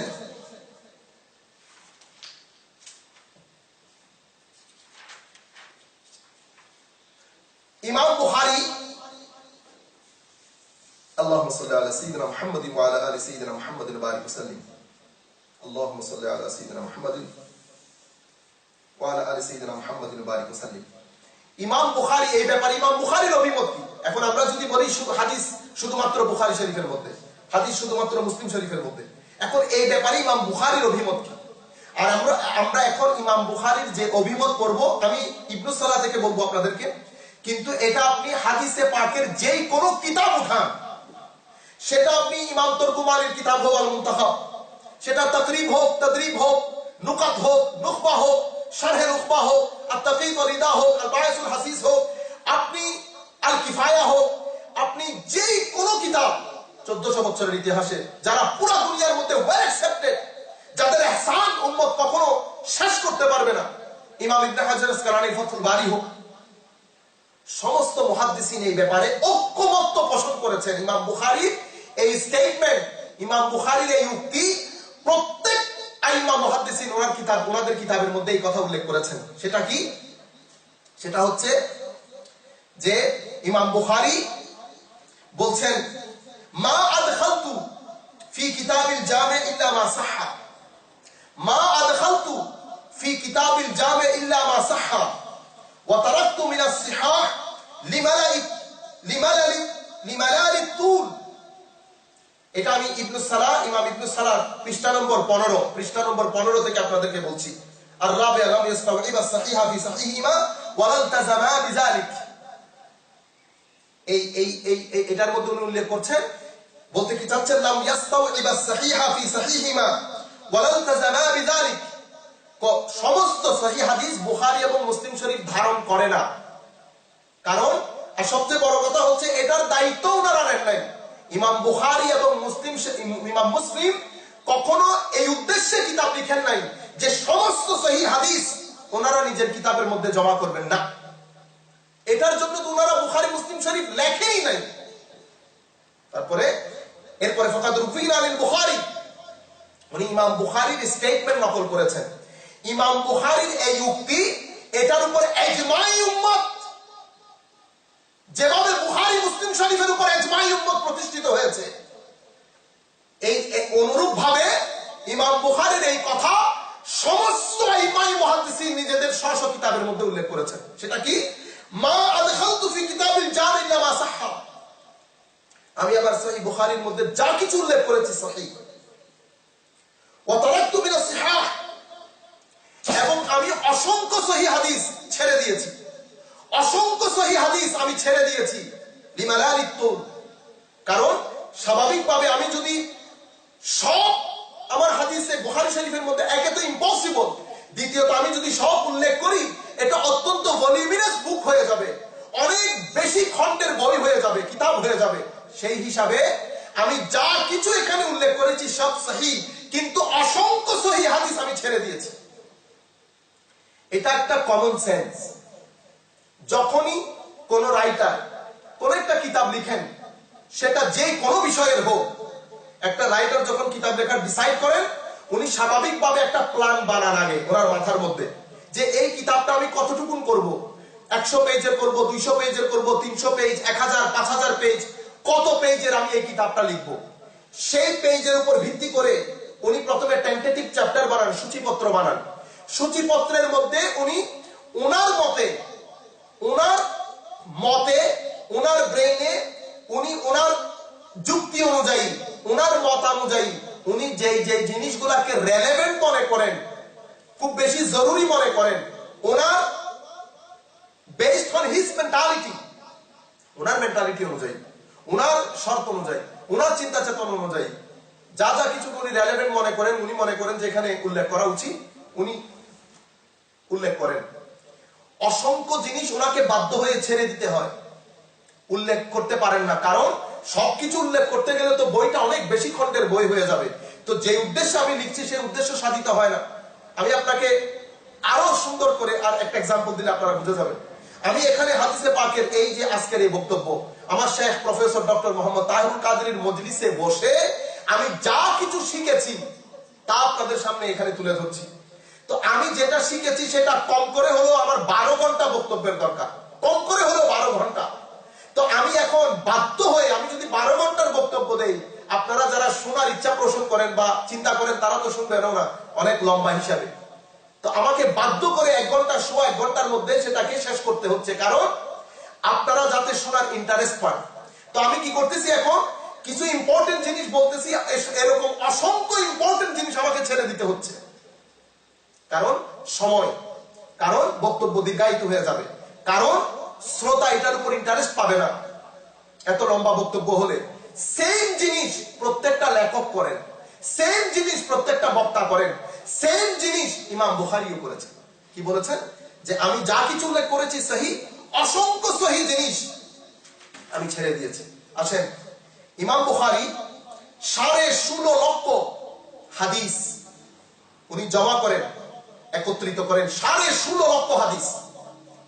মনে রাখবেন, আমরা যখন বলি মুহাদ্দিসিনে কেরাম, এটা একাডেমিক বিষয়। 16.5 লক্ষ হাদিস, হাদিস বলতে হাদিসের সনদ উদ্দেশ্য হয়, সনদ বর্ণনা সূত্র, মানে 16.5 লাখ বর্ণনা সূত্র জমা করেছেন ইমাম বুখারী। উসমে এই 16.5 লাখের মধ্যে 3 লক্ষ হাদিস, 3 লক্ষ আহাদিস উনি মুখস্থ করেন। 16.5 লক্ষ জমা করেন, 3 লক্ষ মুখস্থ করেন। এই 3 লাখের মধ্যে উনার যে শর্ত সরায়, উনি একটা হাদিসকে সহি হওয়ার জন্য যে শর্ত দিয়েছেন, উনার সেই শর্ত অনুযায়ী ওই 3 লাখ হাদিস থেকে 1 লাখ হাদিস সহি ছিল। 16.5 লক্ষ হাদিস জমা করেন, 3 লাখ হাদিস সেখান থেকে হেফজ করেন, মুখস্থ করেন। সেই 3 লাখ হাদিস থেকে উনি একটা হাদিস সহি হওয়ার জন্য যে শর্তগুলো দিয়েছেন, সেই শর্ত অনুযায়ী 3 লাখ হাদিসে 1 লাখ হাদিস সহি হয়েছে, 1 লাখ হাদিস সহি। সেই সহি থেকে ইমাম বুখারী, আমরা যদি দেখি ইমাম বুখারী ওনার কিতাবের মধ্যে সে 1 লক্ষ সহি হাদিস থেকে কয়টা হাদিস ইমাম বুখারী উল্লেখ করেছেন? আসেন দেখি। উইদাউট রিপিটেশন তালিকাতে বুখারী সহ ইমাম বুখারীর হাদিসের সংখ্যা 2761 বেশি না, 2761 বেশি না, 2761 হাদিস, নট মোর দ্যান দ্যাট। আর যদি আপনি উইথ রিপিটেশন ধরেন, this is not more than 7000 হাদিস ইন বুখারী, সহিহ বুখারী। যদি আপনি রিপিটেশন সহ ধরেন তাহলে 7000 এর বেশি না। তাহলে আপনি 1 লাখ হাদিস থেকে উইদাউট রিপিটেশন ইমাম বুখারী উল্লেখ করেছেন 2761 তালিকাতে বুখারী সহ। বাকি এত অসংখ্য সহি হাদিস যেটা ইমাম বুখারীর শর্ত অনুযায়ী সহি, এগুলা কোথায়? এখানে আরেকটা জিনিস আপনাদের উল্লেখ করি। ইমাম তিরমিজি উনি ইমাম বুখারীর সুহবতের মধ্যে দীর্ঘদিন ছিলেন, ইমাম বুখারীর ছাত্র ছিলেন, তালাবেজার মধ্যে ছিলেন, ইমাম বুখারীর সুহবতের মধ্যে দীর্ঘদিন ছিলেন। উনি সুনান তিরমিজির বিশ্ববিখ্যাত রচয়িতা, সিহাহ সিত্তার অন্তর্ভুক্ত সুনান তিরমিজি। উনি বলেন, উনি সুনান তিরমিজির 12টি জায়গার মধ্যে উনি ইমাম বুখারীর স্টেটমেন্ট উল্লেখ করেছেন, 12টি জায়গার মধ্যে। কি? যে আমি এই হাদিসের সহি হওয়ার ব্যাপারে ইমাম বুখারীকে জিজ্ঞেস করেছিলাম, আমি এই হাদিসের সহি হওয়ার ব্যাপারে, সিহাতের ব্যাপারে আমি ইমাম বুখারীকে জিজ্ঞেস করেছিলাম, ইমাম বুখারী বলেছেন সহিহ। কিন্তু ইমাম বুখারী ওই হাদিস নিজের কিতাবের মধ্যে উল্লেখ করেন নাই। ইমাম তিরমিজি উনি 12টি জায়গার মধ্যে এই ইমাম বুখারীর এই স্টেটমেন্ট উল্লেখ করেছেন। তাহলে প্রশ্ন হচ্ছে যে আমি যদি শুধু ইমাম বুখারী তাকে সহি হিসাবে ধরে নেই, তাহলে এটা তো ইমাম বুখারীর সাথে বিয়াদবি হচ্ছে। কারণ ইমাম বুখারী খুদ বলছেন, আমি 1 লাখ হাদিস আমার দেওয়া শর্ত অনুযায়ী সহি ছিল, সেখান থেকে সামান্য হাদিস 2761 হাদিস তালিকাতে বুখারী উইদাউট রিপিটেশন। আর যদি সবকিছু মিলে ধরি নট মোর দ্যান 7000, বাকি সহি হাদিসগুলো কোথায় গেল?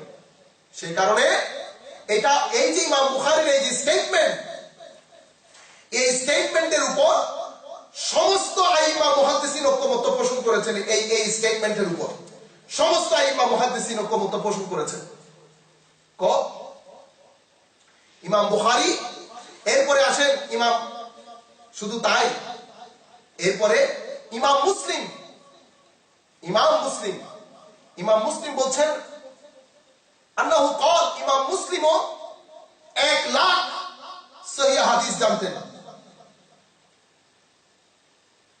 আচ্ছা, আমরা ইমাম মুসলিমের আগে ইমাম আহমদ ইবনে হাম্বলকে একটু বলে নেই, কারণ এটা বড় ইম্পর্টেন্ট। ইমাম আহমদ ইবনে হাম্বল উনি 10,00,000 আহাদিস জমা করেন। ইমাম আহমদ ইবনে হাম্বল, এটা বুঝতে পারবেন কেন আমি ইমাম আহমদ ইবনে হাম্বলকে একটু আগে জিকির করছি। ইমাম আহমদ ইবনে হাম্বল 10 লক্ষ হাদিস জমা করেন। এই ইমাম আহমদ ইবনে হাম্বল উনি ইমাম মুসলিমের শেখ, ইমাম মুসলিমের উস্তাদ, যার কনসার্নের উপর, যার ঐকমত্যের উপর ইমাম মুসলিম নিজের কিতাবের মধ্যে হাদিসগুলা দার্স তাখরিজ করেছেন, সেই ইমাম আহমদ ইবনে হাম্বল 10 লক্ষ হাদিস, তোর মধ্যে 7,00,000 আহাদিস, 7,00,000 আহাদিস ইমাম আহমদ ইবনে হাম্বলের দেয়া শর্ত অনুযায়ী সহিহ। কিন্তু ইমাম আহমদ ইবনে হাম্বল 7,00,000 আহাদিস, আবার বলছি হাদিস যখন বলছি মনে করবেন মুহাদ্দিসিনে কেরাম হাদিস বলতে সনদ বোঝায়, সনদ বর্ণনা সূত্র। 7,00,000 আহাদিস সহিহ বলেছেন, ওনার নিজের দেওয়া শর্ত অনুযায়ী সহিহ। কিন্তু মুসনাদ আহমদ ইবনে হাম্বলের মধ্যে উনি হাদিস তাখরিজ করেছেন মাত্র 30,000, মাত্র 30,000। অনুরূপভাবে ইমাম মুসলিম,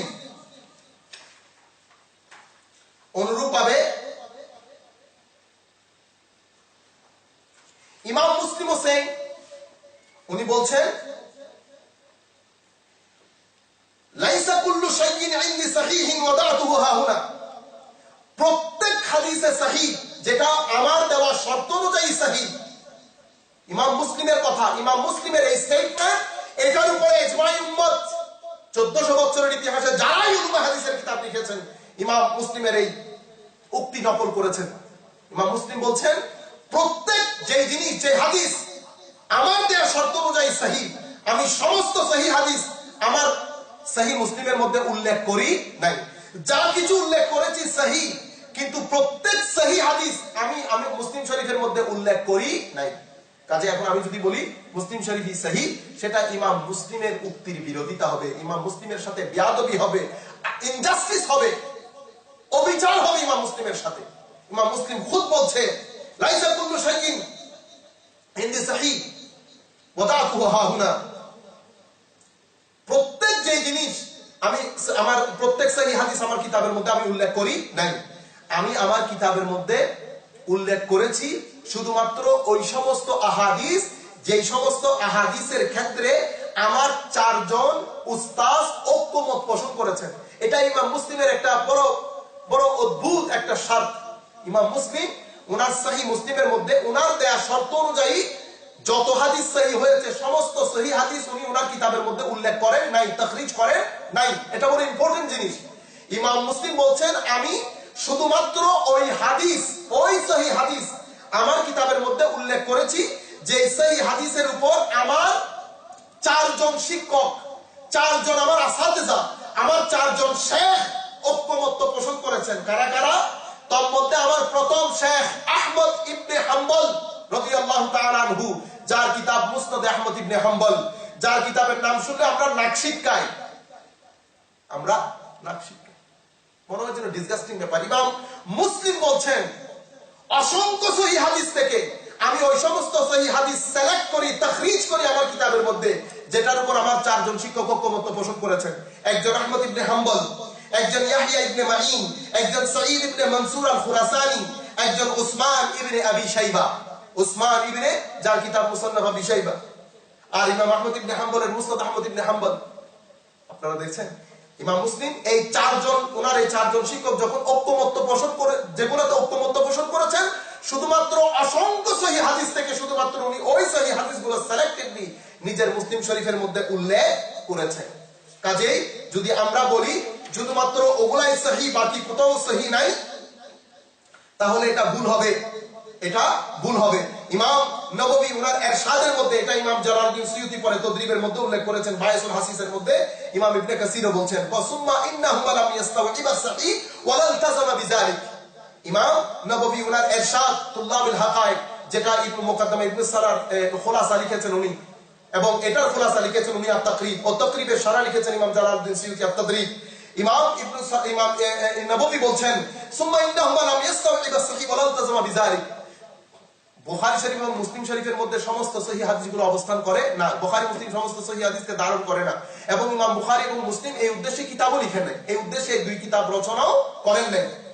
বাল সাহহাহুমা তাসরিহুমা বিআন্নাহুমা লাম ইয়াস্তাওইবা, বরং ওনাদের দুইজনের পক্ষ থেকে এই স্টেটমেন্ট এটা দিবালুকের নিয়ে স্পষ্ট করে তুলে যে ওনাদের কিতাবই শুধুমাত্র সহিহ হাদিস ধারণ করে না। ওয়াসাহি ইন্নাহু ফাতাহুনা কাসীর ওয়া তাদাল্লু আলাইহি মুশাহাদা, বরং অসংখ্য সহিহ হাদিস, ওনারা অসংখ্য সহিহ হাদিস ছেড়ে দিয়েছেন, অসংখ্য সহিহ হাদিস। দ্যাট মিন্স বুখারী মুসলিম শরীফ ছাড়াও অসংখ্য জায়গার মধ্যে সহিহ হাদিস পাওয়া যায়। এই কথা ইমাম ইবনে কাসীর সুম্মা ইন্নাল বুখারী ওয়া মুসলিম লাম ইয়ালতাজিমা বিইখরাজ জামিই মা ইহকামু বিসিহহাতিহি মিনাল হাদিস।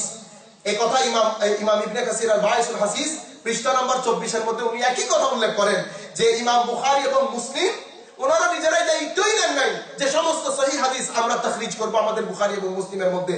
ওনাদের কিতাব ছাড়াও অসংখ্য জায়গায় হাদিসে সহিহ পাওয়া যায়, যার লিস্ট ইমাম ইবনে কাসীর ওনার কিতাবের মধ্যে উনি দিয়েছেন। আমি আপনাদেরকে যেভাবে বলেছি সবকিছু উল্লেখ করা সম্ভব হচ্ছে না, আমি আরেকটা স্টেটমেন্ট উল্লেখ করে আমার বক্তব্য শেষ করে দিচ্ছি, সেটা হচ্ছে আখেরি কথা। ইমাম ইবনে হাজার আসকালানী যখন উনি ফাতহুল বারী লিখছেন, ফাতহুল বারী বুখারী শরীফের সারা ফাতহুল বারী, ফাতহুল বারী ছাড়া সেটা আরবে হোক আজমে হোক যেখানেই হোক, ফাতহুল বারী ছাড়া বুখারী শরীফ পড়া প্রায় অসম্ভব। সেই বুখারী শরীফ ফাতহুল বারীর মধ্যে উনি ইমাম পৃষ্ঠা 15 মুকাদ্দমা সূচনা বক্তব্যের মধ্যে উনি ইমাম বুখারীর কওল, ইমাম বুখারীর স্টেটমেন্ট উনি নকল করেছেন। ইমাম বুখারীর স্টেটমেন্ট উনি উল্লেখ করেছেন কি, খারাজতু সাহিহা মিন 600,000 হাদিস, yani আমি আমার 6 লাখ হাদিস থেকে আমি আমার হাদিসে বুখারীর তাখরিজ করি। ওয়ালা মুখাররিজ ফি হাযাল কিতাব ইল্লা সাহিহান ওয়া মা তারাকতু মিন as-সাহিহ আকতার। উনি ইমাম বুখারী, ইমাম ইবনে হাজার আসকালানী ফাতহুল বারীর মুকদ্দমা সূচনা বক্তব্য, ফাতহুল বারী এটা ইমাম বুখারী শরীফের সারা বিশ্ববিখ্যাত সারা গ্রন্থ, highly recommendable, highly dependable, highly acceptable, well recognized throughout the Islamic history. এত বড় মুহসেন, এত বড় ইহসান করে গেছেন ইমাম ইবনে হাজার আসকালানী। উনি ফাতহুল বারীর মুকদ্দমা সূচনা বক্তব্যের মধ্যে ইন্ট্রোডাকশনের মধ্যে উনি বলছেন, ইমাম বুখারীর কওল নকল করেছেন, স্টেটমেন্ট নকল করেছেন কি, ইমাম বুখারী বলছে আমি 6 লাখ হাদিস থেকে আমি আমার বুখারী শরীফের হাদিসের তাখরিজ করি। 6 লক্ষ আমি যা কিছু ওয়ালা মুখাররিজ ফি হাযা কিতাব ইল্লা সাহিহান, যেটা ইমাম বুখারীর আগেও বলেছেন, যা কিছু আমি বুখারী শরীফের মধ্যে উল্লেখ করেছি সবকিছু সহিহ, এবং এই সহিহ ছাড়া অসংখ্য সহিহ হাদিস আমি ছেড়ে দিয়েছি, বুখারী শরীফের মধ্যে উল্লেখ করি নাই। এই কথা থেকে দিবালোকের ন্যায় একটা কথা স্পষ্ট হয়ে যায় যে বুখারী এবং মুসলিম শরীফ ছাড়াও অসংখ্য হাদিসের কিতাবের মধ্যে অসংখ্য সহিহ হাদিস রয়েছে। কাজে আমাদের উচিত আমরা এই বিষয়ে কথা বলার সময় বড় বেশি সাবধানতা অবলম্বন করতে। আশা করি শুরু থেকে এই পর্যন্ত আমি চেষ্টা করেছি কিছু ইম্পর্টেন্ট বিষয় আপনাদের সাথে শেয়ার করার জন্য, যে জিনিসগুলো বর্তমানে অনেক বেশি বলাবলি হচ্ছে। আশা করব আপনারা এটা শুনবেন এবং এটা আপনাদেরকে অনেক বেশি উপকৃত করবে। দোয়া করি আল্লাহ রাব্বুল আলামিনের দরবারে আল্লাহ রাব্বুল আলামিন আমাদের আজকের এই আলোচনা কবুল করুক। আল্লাহ রাব্বুল আলামিন আমাদের আজকের এই আলোচনার মাধ্যমে উম্মতে মুসলিমার লক্ষ কোটি যুবকের যে কনফিউশন, যে টেনশন, সেটা দূরীভূত করুক। আল্লাহ রাব্বুল আলামিন আমাদের এই আজকের এই বক্তব্য আমাদের হেদায়েতের একটা কারণ করে দিক। ওয়া মা আলাইনা ইল্লাল বালাগুল মুবিন। ওয়াসসালামু আলাইকুম ওয়া রাহমাতুল্লাহি তাআলা